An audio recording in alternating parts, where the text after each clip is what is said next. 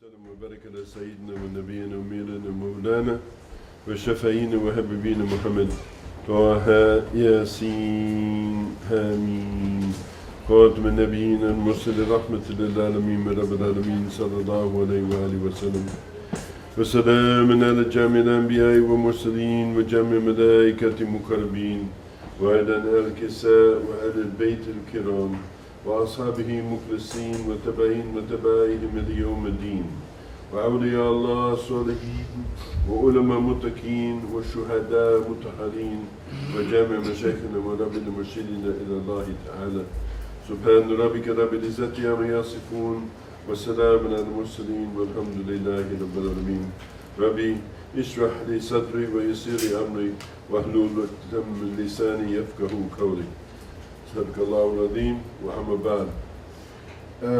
I'm going to begin because people have said, or actually Ibrahim, but maybe other people have said, they don't understand exactly what I'm talking about this idea of time, relationship of time to revelation. Okay, time and revelation.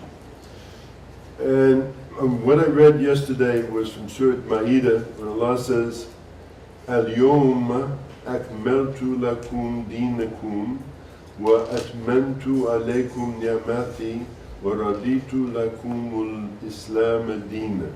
It means, this day, or today, I have perfected your religion. So the idea of perfected your religion. So it means that something was imperfect, has been perfected, right? Because otherwise he wouldn't have said perfected. Allah is very, very careful with Allah's words.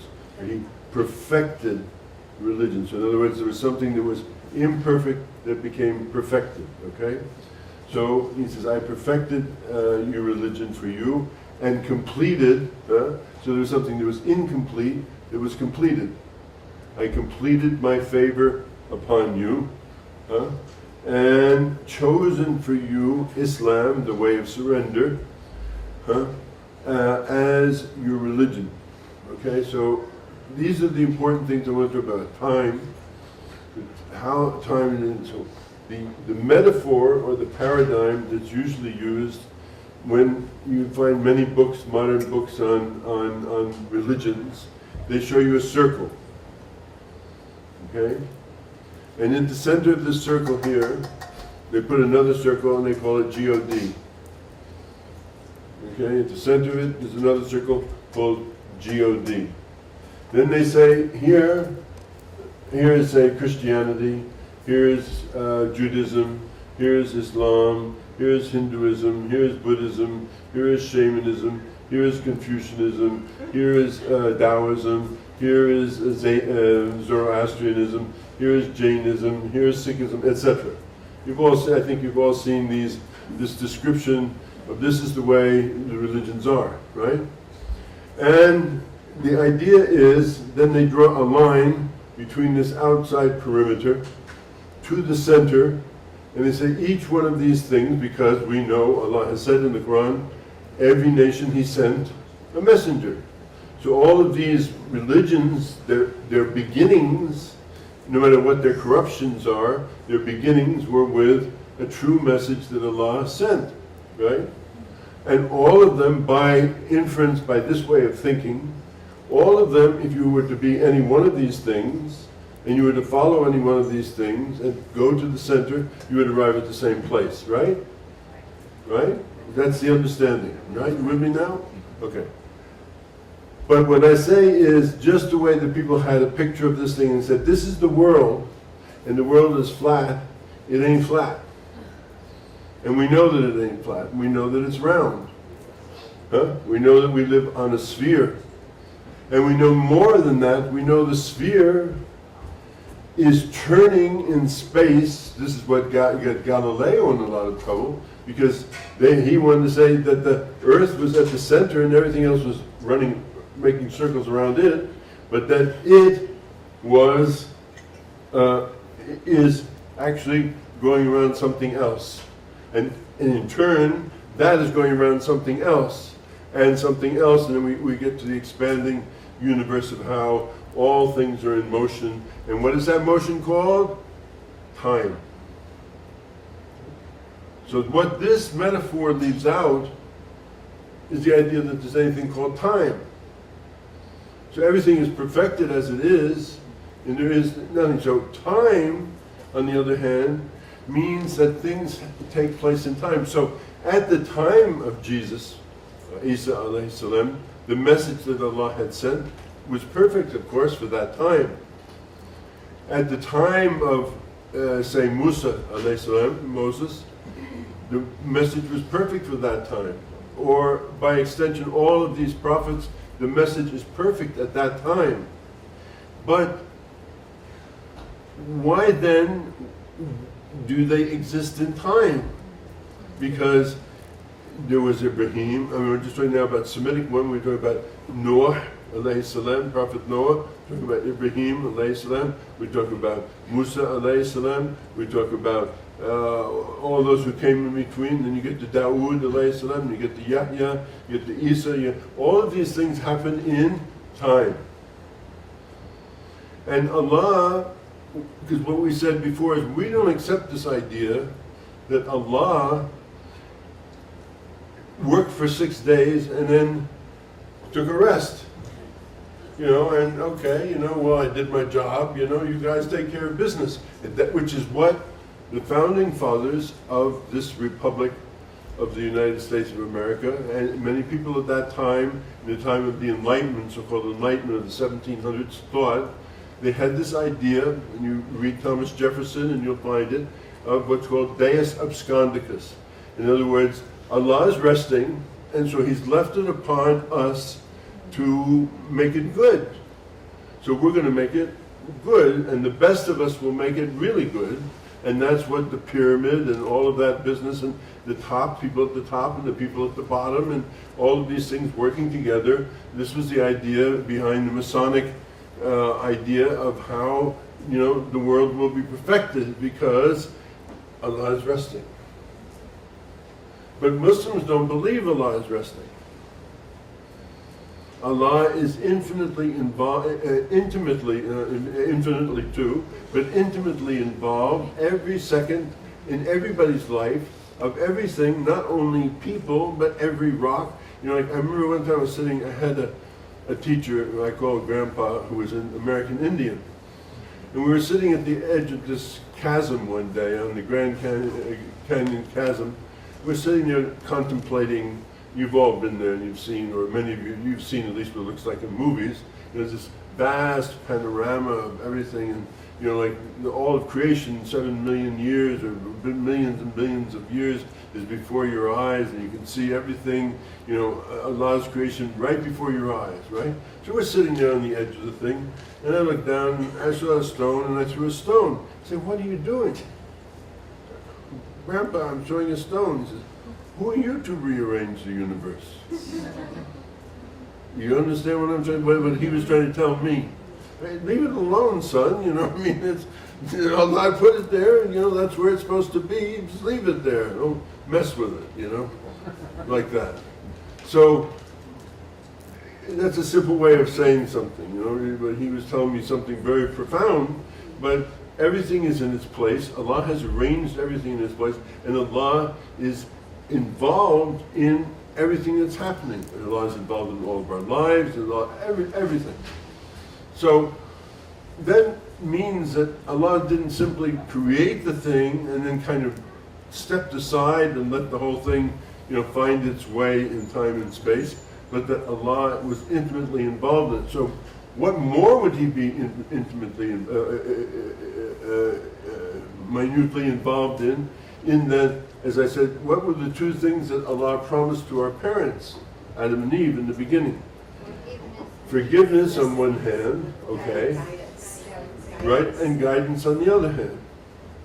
So forgiveness, in a sense, is looking backwards in time, right? I did something wrong. I've done something wrong. All of us have done something wrong. All of us need forgiveness. But forgiveness is in the past because it was something that was done when? In the past, not in the present. It's already been done. But guidance is what I need to live into the future so I don't make the same mistake again. having made the mistake once, in that sense, Huda is very closely connected with Toba. Because in Toba, when I make Toba to Allah, I say I'm not going to do it again. So I made the mistake. Everybody's made a mistake. Okay, we made the mistake. So what's the next step that's in part of that thing? Not to do it again. How do I know how to do, not to do the same thing again? By guidance. Guidance will explain me, Huda will explain to me how not to do the thing again. How not to make the same mistake twice. Now, as this message unfolded throughout time, because it's not a message that is stationary, it's not it's a dynamic message. This message of the deen is not a message that is in stasis. It's in ecstasis, ecstasy, movement. This guidance, I see, okay, as Allah speaking, you're looking, saying, okay, let me fix it. Like let's say I'm talking about Buddhism, and I say, or it's simple. Christianity, everybody, you guys gotta go to church every Sunday. Okay, every Sunday go to church. Sabbath, Sunday, whatever, go to church. Okay. Then they notice, like about Wednesday, that the message is worn off a little bit. I mean, people forget that they went to church on Sunday and what the message in church was on Sunday. And they get to Wednesday or Thursday and they're beating each other, or they're doing whatever they're doing to each other. So it's kind of worn off. Or like Buddhism, you say, okay, meditate now, everybody, every morning and every night. Okay, that's good. Okay, I'm going to meditate. That's good. I get in a good state. I get in the zone. I'm like that. Everything is fine like that. But now I'm living in the year 2000 and whatever it is, and I got to go to work, and I get in the car, and this guy cuts me off, and then like that, and then I get in, and then the boss gives me guff, and then this, and then that. And so by 12 o'clock, I'm ready to take somebody's head off. Right? I'm tired. I meditated, so I was in a good place at 6 o'clock in the morning. But by noon time has come around, I'm ready to top somebody easily, without even thinking twice about it. Everybody who's done that knows what it's. So, look, okay. Well, what about, suppose I have them do it at 6 o'clock in the morning and then do it at 12 o'clock. Okay, that would be good. And then, how about in the afternoon? I do it in the afternoon, because again, the thing is worn off. And then now they've had the trip home. The same guys cut them off again, Now they're ready to take their wife's head off, right? So maybe I should give them something in the evening, and now they've had dinner, and then the kids had a food fight in the middle of the dinner, and everything went wrong. Well, I give them something in the nighttime, right? Okay, good. All right, like that. And yeah, hey, now, I got something good going on, because the person is staying in the zone all day long, right? It's called the 5 daily prayers, all right, if you want to think of it that way, right? In other words, something can be perfected. This is what it says. That's why Allah is saying, I perfected it. In other words, when I put this thing called Islam together for you guys, right, which was the thing that Jesus alayhi salam had was called Islam, the thing everybody had was called Islam, because all of it is surrender to the truth, right? Now I think this time I'm telling you, I perfected it for you. This time it's all together. I got the thing together for you. Here it is. Here's the whole thing together. Now you understand? Huh? Okay. You understand about this? You understand about this? Yes. And this, okay. Because I didn't want, because if one person doesn't understand, it means other people, he's the honest one. Right? It means other people might not have understood what I was talking about, and that was my failure of communication, But I want you to understand this very important idea of understanding the dynamic of the spiritual transmission, that it's not like once for one time and that's the end of it and nothing has to be done again. And any one of these things you take it, pick and choose, or like that, because of the world in which we live in which all of these things you can go down, you go to Amazon online, or you can go to Barnes and Noble, or you can go to like that, and you can go in, there's a whole book thing like this, and you have the whole world's traditions are there in front of you. That didn't happen 100 years ago. That wasn't available 100 years ago. That access, except for very, very few people, scholars and people like that, maybe, you know. What we have available for us is something that's unimaginable to people even 20 years ago. As somebody who does a lot of writing and so on and so forth, the creation of the internet and Google and the things that are available and what you can do. I mean, I used to run all day long. I'd sit at my desk and be working and run, get this book, bring this book down, bring that book down from here. You had to remember that it was in that book on page 432 in that book on the left-hand side. That's what happens if you have eidetic memory. You know, it's on that side of the page down at the bottom. That's that quote that you want there, and then there's that one over here. You had to remember all that stuff. You know, thankfully I went to a school, they taught us to remember that kind of stuff, right? But now, you know, I just have Mufti Google, you know, Shaykh Google, you know. You go to Azhar, they have a lignit of fatwa, you know, they want to give you a religious ruling on something. Shaykh sits there with his hat on, like Siddi's hat used to wear, the red and white thing like that. He's got two guys, young guys behind him, they're in training. There's books that go up to the ceiling behind him with ladders that move. So somebody comes in, they have a divorce problem, okay? So what about this, Shaykh? You know, what do we do about this? He says, well, and then he goes like this to the guy on one side, go up there on the fifth shelf up there, you know, fourth over from the left, you know, bring down that book and open it to pay. And he tells the other one that. Then they go up and get that and they bring it down, he puts it in front of him, and he gives you fatwa based upon, you know, this same case that happened before, because every case has happened before. That's called a lagnat al-fatwa. That's how the sheikhs give the fatwas, right? They don't give the fatwas because they are just people who remember where everything is, and they can tell you what it was and how it is, and so on and so forth like that, okay? Nowadays, that's, you know, I mean, it's a very different thing. You know, the whole situation is very, so what we're really trying to understand is the evolving nature of this whole thing, of how it works and what things are available to people that weren't available to people before. If you look at the libraries, for instance, the libraries in the year 1400 or 1500, you see that there are all these big books and they're all chained to the wall. Chained to the wall. Why did they chain the books to the wall? Because people like us would take them home, that's why, you know, like that. They get our hands on them so we could, you know, like this, you know, so you only get a limited amount of time when you're in the library when you can look this stuff up, because the books were rare. Called rare books, right? But now, I mean, there's thousands of books, and of one copy of one book. I mean, it's not hard to find, and you can find, I buy books for 3 or 4 cents on Amazon, $3.95 for the shipping and 4 cents for the book. Yeah, I'm just recycling. It's just recycling. It's a form of recycling. So why buy a new book? You can buy the old book. Somebody else is finished with it. Okay, I'll take it. Anyway, okay. This is you know, I'm digressing, but I want you to understand this nature of things, and understand how things play out in time. So why is that important? Well, why that's important, really, in understanding that is to understand that now you have before you the perfect model. Whether it is perfect depends in the end only upon you. In other words, fasting or prayer, that takes a lot. You can't pray for me. You can make dua for me. But Allah has ordered everybody to make salat. Allah didn't order Muslims, or whatever you want to call them, to make salat.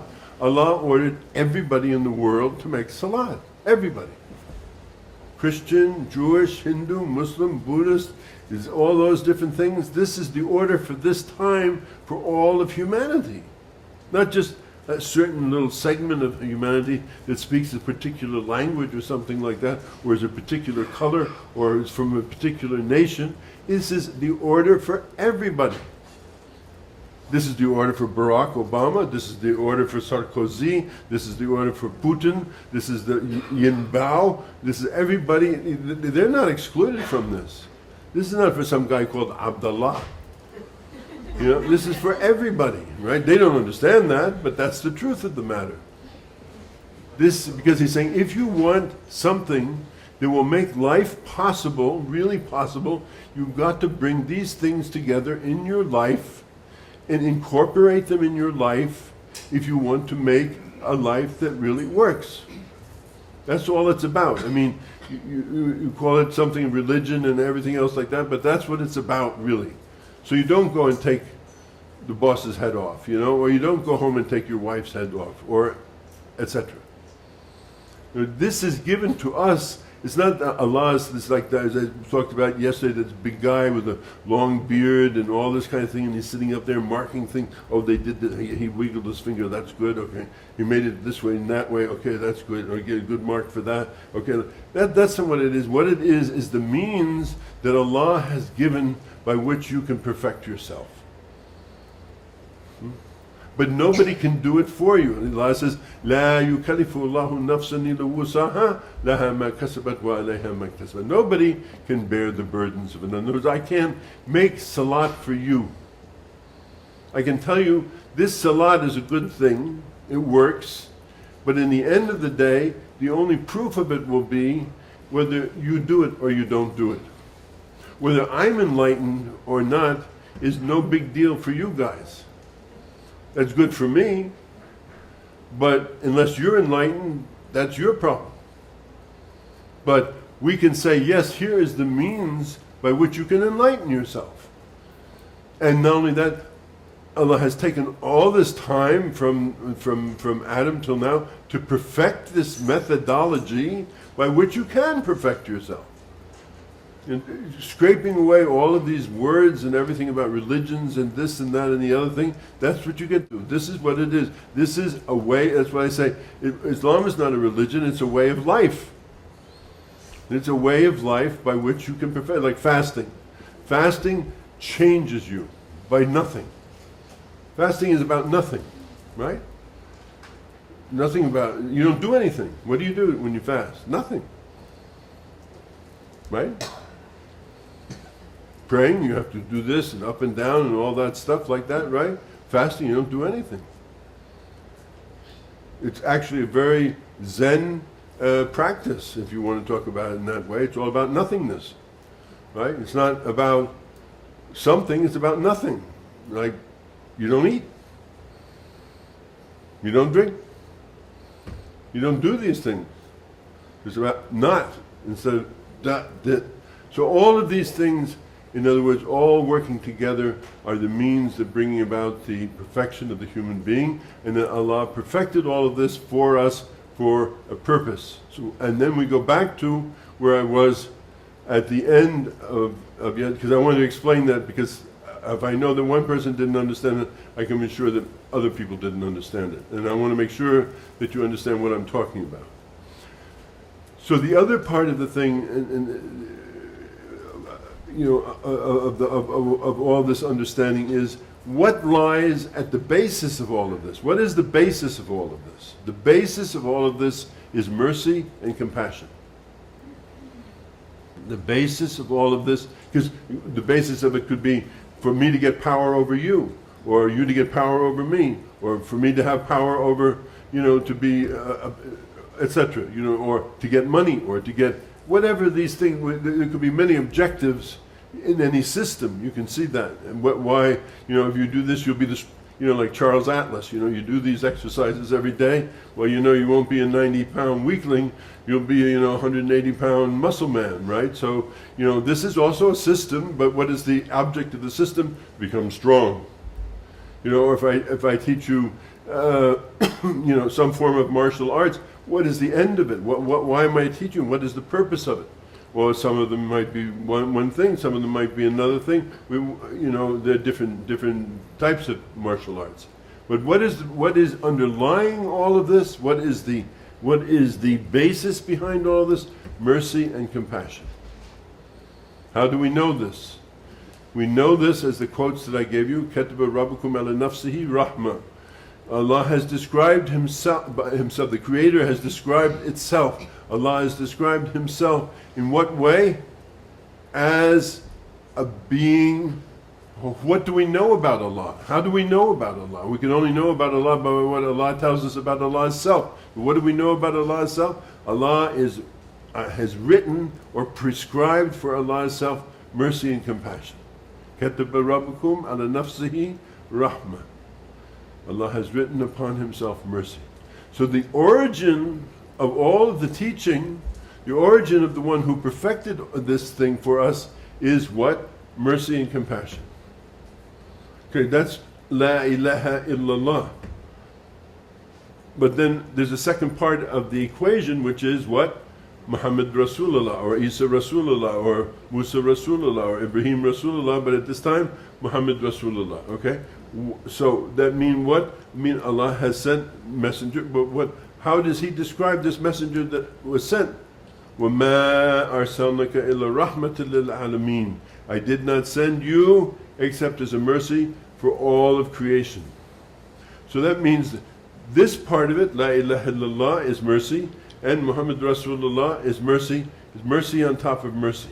And there was mercy in its ultimate sense, in its absolute sense, in its perfected sense is mercy, and in its human form, that it manifests in the world, because it's one thing to have an abstract, what you call ultimate form of things, but we can't. It's very hard to approach that which is ultimate. There has to be some way that we see it. There has to be, in other words, like if you tell me something, I have to see that you can manifest that. I have to see what is the proof of this. The proof of it is that this being that has been sent into the world as a messenger for the huda, for the guidance, and for the rahmah, and for the maghfirah, is merciful. We look to the life of the person, and we see in the life of the person that indeed the life of the person was merciful, though people of course have tried to obscure that in various different ways, because this is the scariest message to the people who are only seeking power. Mercy and compassion. Just with Jesus, why did they want to kill Him? Because what's He talking about here? Turn the other cheek. I mean, you notice that all these people who are profess to be followers of Him, they always want to put the 10 Commandments up on the wall. They never want to put the Beatitudes up on the wall. Blessed are the poor, blessed are the pacemakers, blessed are those who are seeking. They never put those things up on the wall, do they? Do you ever see them? Do you ever see big arguments about putting the Beatitudes on the wall of the courtrooms in the United States? No, we want to put, thou shalt not. You understand the difference? What the whole thing? Because this is a subversive message. Mercy and compassion is an ultimately subversive message, because nobody has power over anybody else. The only person you can have power over is yourself. Ultimately, the only person that you can really have power over is somebody. There are no power trips. I'm not going to get over you. I'm not going to get on top of you. I'm not going to be, in that way. Because how am I what is my modus operandi? What am I operating out of? What is pushing me and driving me and making me work? Mercy and compassion. You can't make a lot of bucks out of mercy and compassion. You can't make a lot of presidents of countries and dictators and various other people. You don't find if a leader of a country is motivated by mercy and compassion, he certainly doesn't go out and shoot his own people in the street, does he? Huh? And if a leader of a country is motivated by mercy and compassion, rather than sending murderers overseas with little patches on their arm to kill other people, he's involved in building schools, he's involved in building hospitals, involved in doing things that will benefit the people, right? I mean, that's what it's about. So when we ask, for this system, so if you say you have a system like this, system produces a certain kind of people, it produces a certain kind of world in the end of it. If this is accepted by all people, if this idea of mercy and compassion is accepted by all people, you have, imagine the Senate of the United States who had as its goal and motto to be merciful and compassionate to all people. Imagine the police department.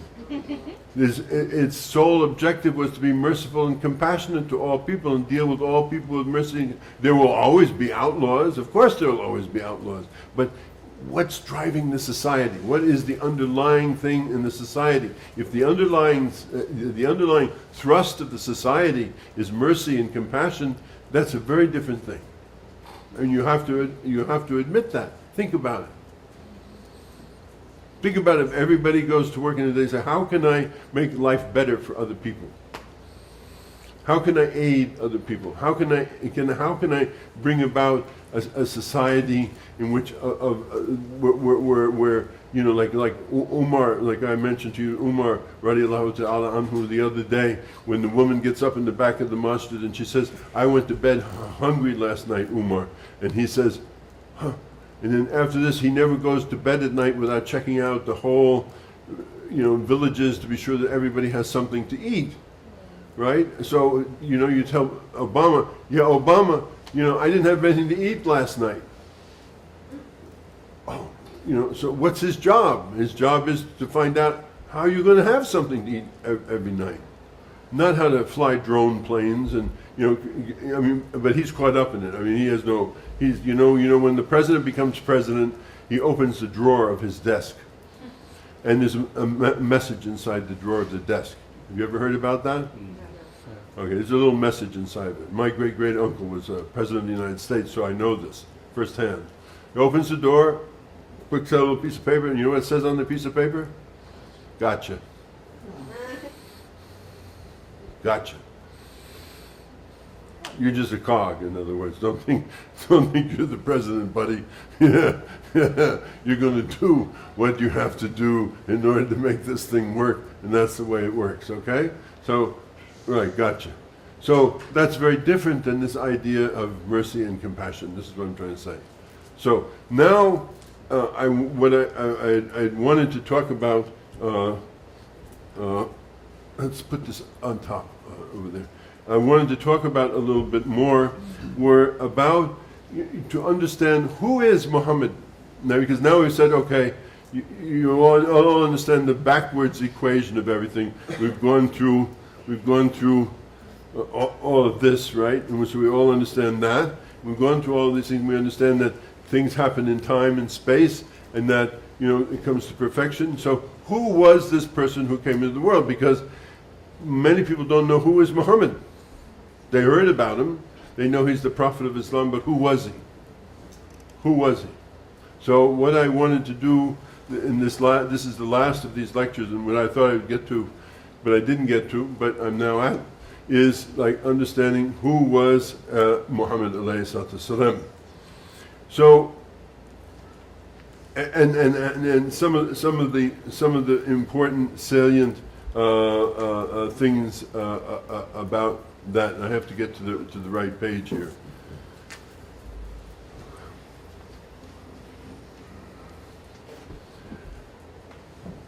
So, first of all, an understanding about him is that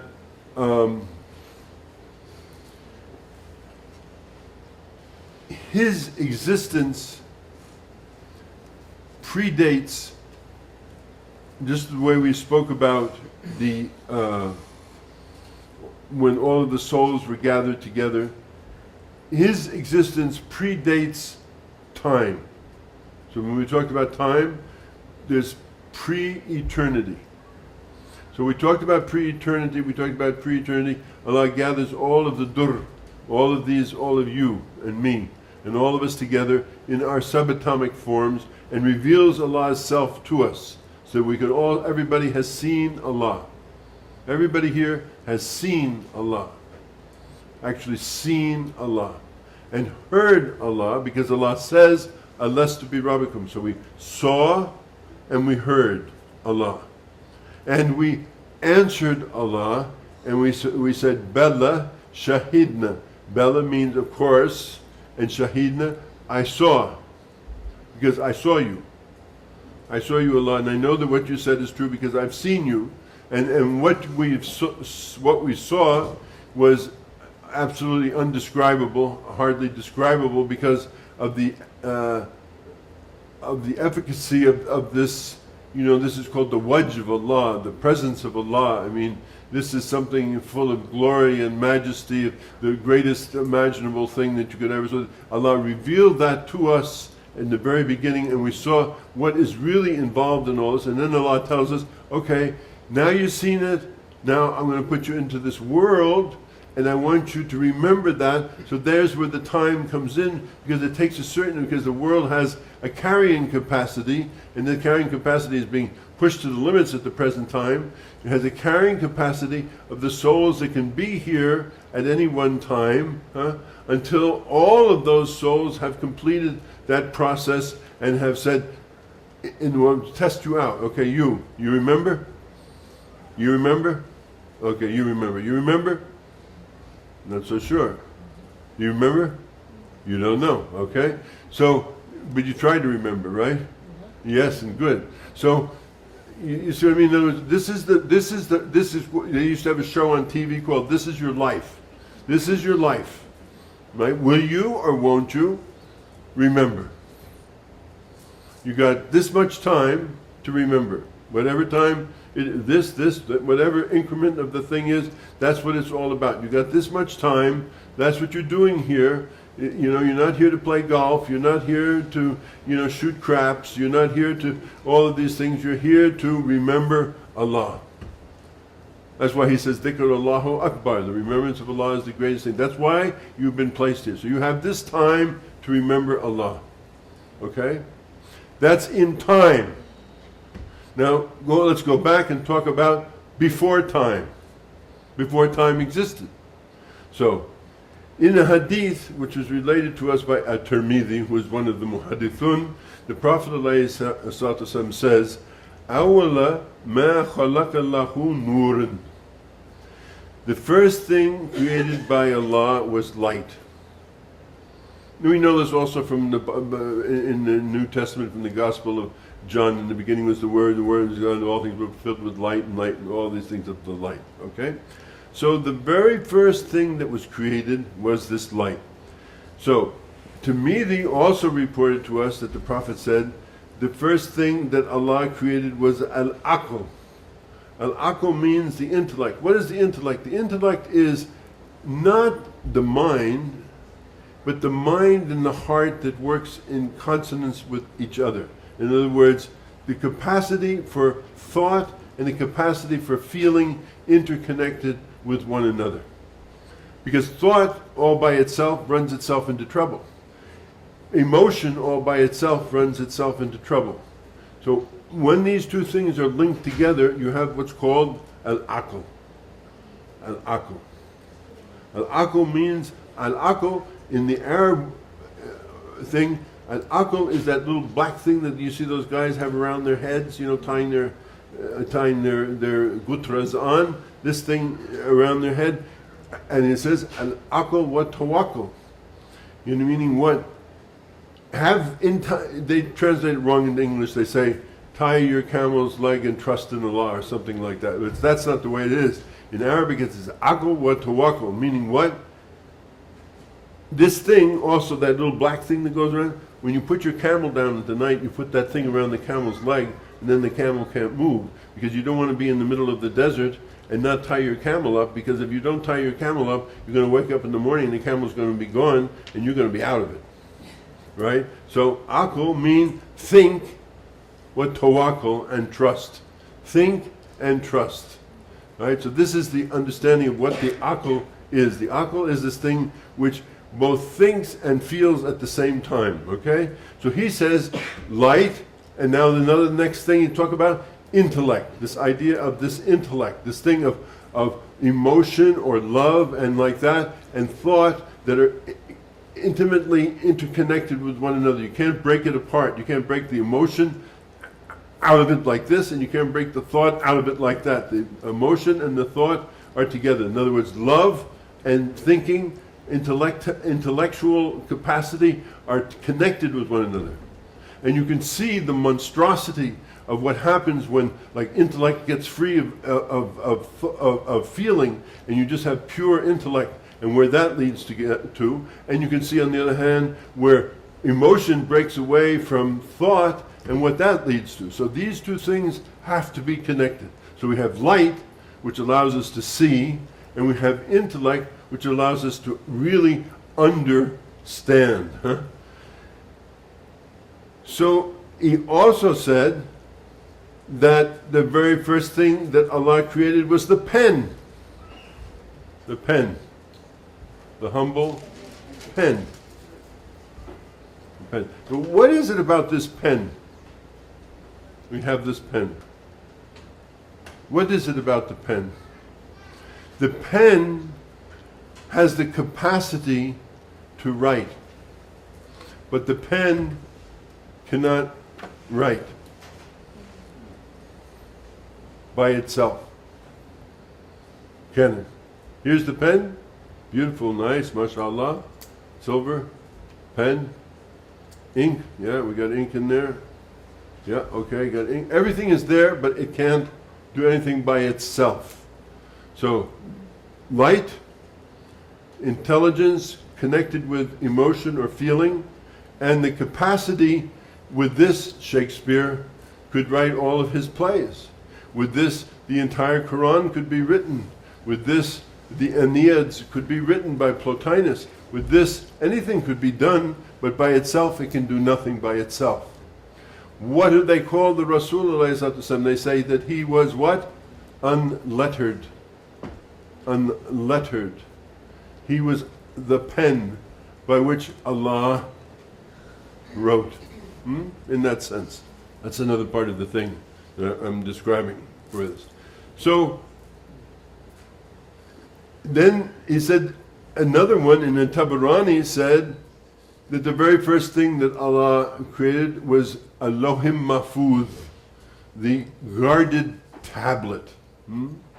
So now we have the thing upon which it's written upon, Lohim Mahfuz. That's reported by Tabarani. Then with that, then Allah says, write, and it write what is to be forever. So we have the first light of all of creation, with all of its different forms and meanings, unfolding to the end of time. This is called Nur al-Muhammad. This light is called Nur al-Muhammad. Who is Muhammad? Muhammad is the pen. Muhammad is the pen, unlettered. There's no letters in this pen. Takes something to do it. Who wrote with it? Allah wrote with Muhammad. He wrote with Muhammad what has to be written. Jabir ibn Abdullah said to the Prophet one time, radiallahu ta'ala, said to the Prophet sallallahu alaihi wasallam one time, Ya Rasulullah, may my mother and my father be sacrificed for you. Tell me the very first thing that Allah created before all things. And he said, Ya Jabir, the first thing that Allah created was the light of your Prophet. And from his light in the midst of his power, and he held it as long, turned it as long as he wished to. And at that time there was no tablet, there was no pen, there was no paradise, there was no fire, there was no angel, there was no heaven, and there was no earth. And when Allah wished to create the creation, he divided the light into 4 parts. And from that, the pen, the tablet, the arsh, and everything else came from the arsh. Is the seat of the power. So he says, Ana min Allahi wa ala al-mu'minin minni. I am from Allah, and the people of belief are from me. Muhammad said, In Allah khalaqa ruha nabiyya min dhatihi wa khalaqa min alama bi asrihi min nuri Muhammadin. Truly, Allah created the spirit of the Prophet from his essence and created the whole universe of forms and veiled all of its secrets with the light of Muhammad. And Shaykh Abdul Qadir Jilani in his book, the Sir al-Asrar, he says that know this, since Allah first created the soul of Muhammad from the light of his beauty, as he said, I created Muhammad from the light of my face, and the Prophet said, Sallallahu Alaihi Wasallam, the first thing Allah created is my soul, and the first thing Allah created is the pen, and the first thing Allah created is the intellect. What is meant by all of this is one and the same thing, and that's called Hakikat Muhammadiyah. And however it was named a light because it is purified from all darkness, as Allah has said, there has come to you from Allah a light and a clear book. In Quran he says that. And it was also named Al-Aql because it is the cause for the transmission of knowledge, and the pen by which is the means by which it was written in the world of letters, and the Muhammadan soul, Ar-Ruh Muhammadiyya, because it is the quintessence of all created things and the first of them and their origin. This is who is Muhammad. This is who he is. This is what we mean when we say Muhammad. Not just what they want to tell you, especially these Wahhabi people in the modern times and everything like that.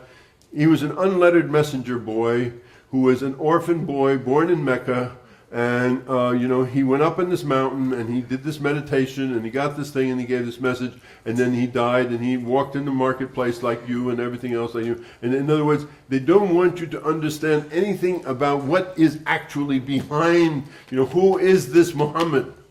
Who is really this? No more than they want to know who is Jesus. Or who is Muslim. They don't want, this is there's a thing that want to say, because why? Because if I can reduce everything to the lowest common denominator, I can reduce all of you to the lowest common denominator. I can remove from you all spirituality.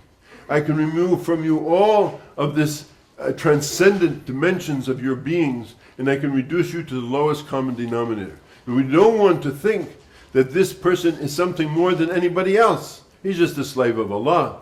And of course we love him and everything else like that, and he brought the message and like that. But it's like, you go to the movie theater in Alexandria and the guy who takes you to your seat is called the Murshid. The guide, he guides you to your seat. That's the Murshid who takes you to your seat. Well, a Murshid comes from Rashad, the person who gives guidance, right?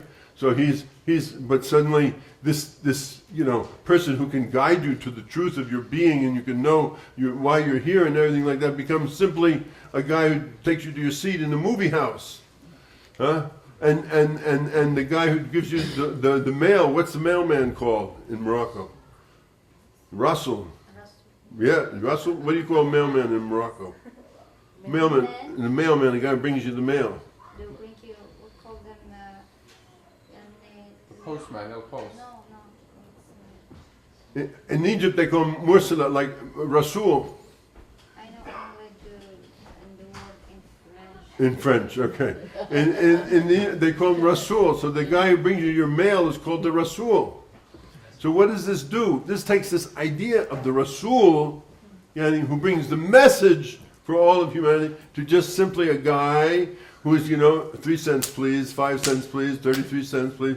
Okay, that's it. In other words, they take this absolutely profound thing and reduce it to the lowest common denominator. That's what's been going on for like 100, 200 years, so that we don't have this sense of the elevated presence of these people like a Murshid. Well, a Murshid is somebody who can take you to Allah, not to your movie seat, for heaven's sakes. And the Mursala, the guy who gives you your mail, is not somebody who gives you your mail. This is the guy who tells you about the whole universe, But suddenly we reduce it, we dumb it down, we make it like this, and so everything becomes dumbed down. So when you really examine the Islamic sources of everything, you see that where it all begins from is from Allah saying, in one hadith says he takes the light from his face and he says, Kun fayakun, be, O Muhammad, and Muhammad was. This is the beginnings of this mercy. The beginning of the mercy is in that light, that nur of the wajh of Allah, not a face like my face or his face, but this thing of indescribable majesty and glory, that thing that became Muhammad. That's who Muhammad is. Muhammad is the reflection or the essence of that thing in the world. That's who Muhammad really is. So now you see, and there's some people who saw that. And there are many people who didn't see that. Muhammad spent 13 years, sallallahu alayhi wasallam, in Mecca. How many people do you think followed him? 70 or 80. 170. 170 people. 13 years. 40 years before that, he was called Amin. He was considered the most honest person in town. They offered to make him the mayor. They offered to make him the king. They offered him everything. He was at the point where he said, you can put the sun in one hand and the moon in the other hand, and I'm not going for it. They offered him women. They offered him anything that he wanted to get him off of this other thing, Muhammad Rasulullah thing, La ilaha illallah Muhammad Rasulullah, get off of that, and you can be the king, you can whatever you want to be, right? Because that's threatening. Because we know how kings are, and we know what kings do. When Allah says when you want to destroy a nation, He sends it a king. That tells you right there where that's at. So, in order to understand this thing, you should understand who is this person who comes into the world. Behind it, he was Muhammad ibn Abdullah. He was an orphan. He was illiterate. He couldn't write. He did meditate. He went up on the mountain. He did get the message, and we'll talk about that more in the khutbah, inshallah, tomorrow, and these things, and the Laylatul Qadr, and all of those things. But there was to him and in him a divine reflection of divinity. Now, this is what we want to really get to underneath this whole thing that we're trying to describe, because in you and in me is that same thing. In you and in me is that same thing in a certain way. In other words, because remember when we started these lessons where we said, خَلَقَ الْإِنسَانِ فِي أَحْسَنِ تَقْوِيمٍ ثُمَّ رَدَدْنَاهُ أَسْفَلَ السَّافِلِينَ. We created the human being in asani taqweem, in the very best of forms. Every human being was created on the fitrah, the Rasulullah said. Every human being is created on perfection. So that means that every human being has in themselves perfection. Every human being is in themselves a perfect being. In essence, that's who you are, that's who I am. So this call from Allah is a call for us to return to that which it is that we were. The reason when we talked about 60 people, 70 people, how many people are here, Salih? 60 to 70. 60 to 70 people here. 60 to 70 people out of 1 million people, 2 million people in this Bay Area are here. That's all that are here. It's the same thing. Don't you see? In other words, that's why I say 170 people out of this city. And this man, Shaykh Muhammad is a great person. You listened to his lesson this morning on love. You got to go many thousands of miles to hear something like that. Somebody who can actually knows that and says that and understands and makes that connection. That's a rare human being who has come to that understanding inside of himself and can communicate it to it. Rare. And 60, 70 people, that's all who came to hear about that. You see. So that's the way it is. But alhamdulillah, there are 60 or 70 human beings. So what did it want to awaken inside of all these 60 and 70 human beings, and especially in the khalwa and the Laylatul Qadr and all of that we'll go through, is that understanding inside yourself of that perfect person that you are. Because when it is that you can realize that which it is that you truly are, you become for the first time an effective human being. You see? Because as one teacher used to say, love is basically self-communicative. You get it from those who have it. Love is basically self-communicative. You get it from those who have it. In other words, if you meet somebody who's a lover, who loves people, you feel it. You meet somebody who, said, I don't like that color that you have on. I like that. Okay, you don't like that, all right. You don't feel very inclined to, connect with them, right? Because you feel like they criticize you. But when you say, "Gee, you look great today," you feel good, right? Love is essentially self-communicative, right? And I tell you, before I had this teacher, Sheikh Umar Abdullah, from Juz al-Qamar in Africa. And he, mashallah, tabarakallah, he was a great da'i. He was a professor of biology from London University, a doctor in that. He was the ambassador from his country. And I traveled with him for 3 years, and all he had was like 5 t-shirts, 2 lungis, and a juba, and an imma, and a pair of leopard skin slippers, because, you know, so when you saw him on the street, he looked real sharp, you know, leopard skin slippers and the juba and the hat and everything like that. When we get back to the hotel, he get rid of all that stuff, and he walked around, always he wore was what? Flip-flops, a t-shirt, and his lungi, you know, that's, I don't know what you call it, sarong or a wrap or something like that, huh? Very simple man. That's all he owned in the world. That's all he owned in the whole world. And he used to go, when he was at London University, he used to go down to Speaker's Corner in Hyde Park in the 1950s, and he call people to Islam.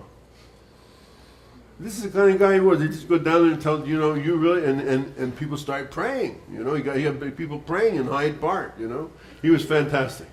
Okay, so we used to have this thing, not unlike this, but something like this. You know, we used to invite people to come in and, you know, talk about Islam. Okay, that's good, talk about Islam. So they sent us this guy from Kuwait, you know, from some ministry of this, that, and the other thing of dawah and propaganda, Islamic propaganda, and so on and so forth. I think I may have told the story before. The girl, and then we're having the meeting, and this girl comes into the room, and she's wearing a miniskirt, and she says, "Get out of here! You can't come in here dressed like that." What does she know? She just had the miniskirt on. She doesn't know anything about it. She's not a Muslimah. She doesn't know about that she's supposed to dress and cover herself.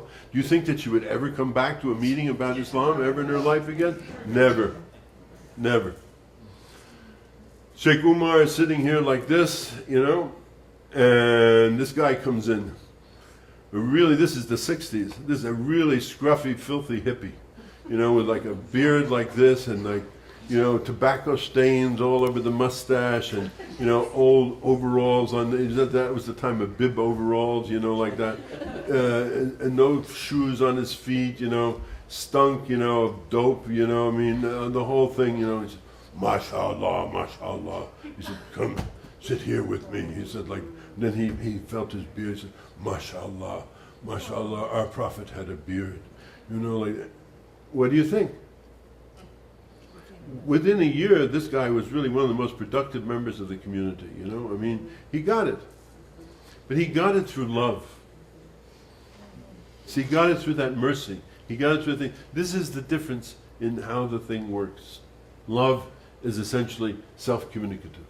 This is how, when they talk about, so what did he call? The Prophet used to say, alayhi salatu wasalam, there is good in everybody. This is, again, the abiding principle of Shaykh Muhammad. This is what he thinks. There's good in everybody. Everybody has some good. We don't know what it is, but those people, those real murshids, those real people, they can see, put kashf, the good in each person. And what they do is they blow on that good. They fan that good. They open that good, because inside of them, deep inside of them, they know inside of everybody, no matter what they may appear to you look like, is that perfection. خَلَقَ الْإِنسَانَ فِي أَحْسَنِ تَقْوِيمٍ. I created the human being in the best of forms. So they know that inside of you is the best. And what is their job? To bring out the best inside of you. Not to have power over you, not to get on top of you, not any of these things, but to bring it. Why? Because if I can bring out the best in you, and the best of you comes out, you in turn become somebody who will do the same thing. And that's how it spreads. Very simply. We're not, somebody tells me, he says, you know, I've had a student for 25 years. I said, a student for 25 years? I don't like to have students for more than 3 or 4 years at the most. If they don't get it by 3 or 4 years, I've failed to explain to them what this is all about. What I want is I want you to know who you are, so that you really know who you are, and knowing who you are, you become a force for that mercy. You become a force for that love. You become a force for that compassion. You understand this methodology. You understand how it works. You understand why it works. This is what the Prophet ﷺ was doing. This is what he was doing. And then when we go deep into this, we try to find out, how did this continue? What do we call ourselves? We call ourselves, and I'm talking to the camera, Sufis. We are Sufi people. What does that mean? Who is our teacher? My teacher is Sidna Ali, alayhi salam, who was the gateway to the knowledge of Muhammad sallallahu alayhi wa sallam.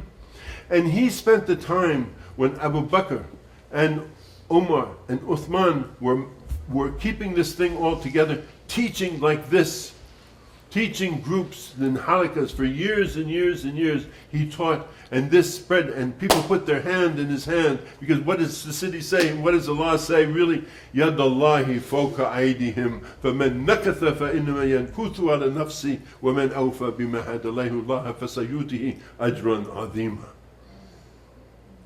يَدَ اللَّهِ فَوْقَ أَيْدِهِمْ. Allah's hands are above these hands. And anybody who puts their hand in that hand has put their hand in the hand of the Rasul alayhi salatu wasalam. This is a transmission that has gone from that time to this time. That's what Sufism is about, is that transmission. And what do we have as our objective? That you be the best that you can be. That you take this message and that you become the embodiment of love. That you become the embodiment of mercy. That you become the embodiment of all that is good, and that everywhere you go, people feel that from you, and that whether it's 2 people, or 3 people, or 100 people, or 20 people, whatever it is, that we can't change the world, it's like one person at a time. That's the only way it's ever worked. And that's what we do. This is what our mission is. This is what we're about. And that's the way you get it. You get it like that. This is how it comes. My hand in your hand, his hand in that hand, that hand in that hand, that hand in that hand, and the hand is in the hand of the man who was mercy for all of creation. That's our message. Bismillah ar-Rahman ar-Rahim. Alhamdulillahi Rabbil Alameen ar-Rahman ar-Rahim Maliki Yawmiddin. Iyaka na'budu wa iyaka nasta'in. اهدنا الصراط المستقيم صراط الذين أنعمت عليهم غير المغضوب عليهم ولا الضالين آمين. الحمد لله رب العالمين. Thank you very much, Shaykh. Alhamdulillah. Just stay seated. No. Say Allahu Akbar. Allahu Akbar. Yeah, that's good. Alhamdulillah. Alhamdulillah. Alhamdulillah.